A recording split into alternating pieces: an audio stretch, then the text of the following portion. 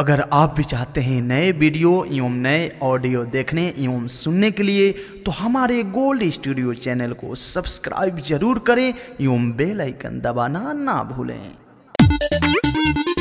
RDS recording studio Sarisua बाजार। देखो कांवर लाके गेंदा के बोला बोला बाबा बहदरानाथ की।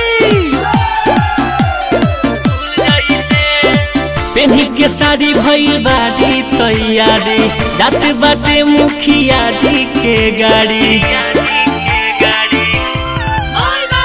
पेन्ही के साड़ी भइल बाड़ी तैयारी जात बाटे मुखिया जी के गाड़ी। गइला बाड़ी कपू लागत दियई से इनकर कांवर लागे गेंदा के फूल जइसे हाँ हाँ फूल जइसे। देखो कांवर लागे गेंदा के फूल जइसे हाँ हाँ फूल जइसे।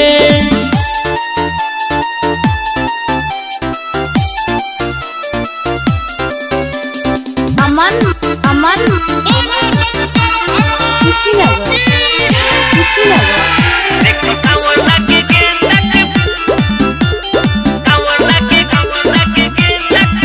जइसे। जलावा चढ़ई है हो सुख सोमार के चलेली बोल बम बोला भौजी हो झार के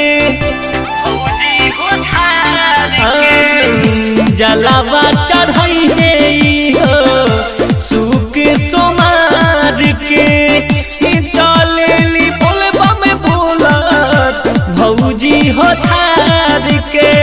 बाड़ी मंगौले अपना सैया से पैसे इनकर कांवर लागे गेंदा के फूल जइसे हाँ हाँ फूल जइसे। देखो कांवर लागे गेंदा के फूल जइसे हाँ हाँ फूल जइसे। रिकॉर्डिंग बाय दिल आलम राज। अमन अमन Kushinagar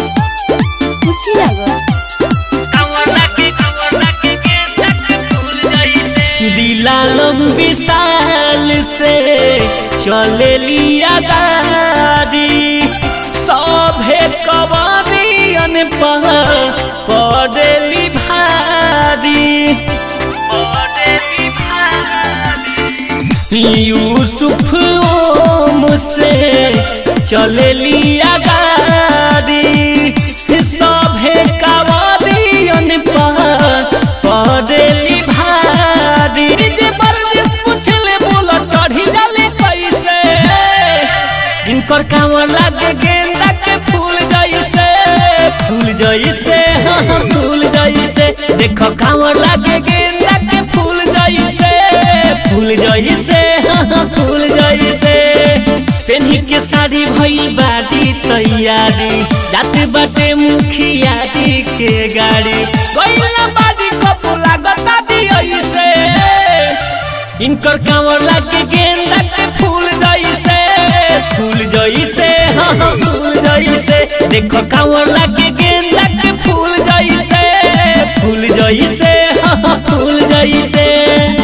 RDS digital recording studio Sarisua बाजार।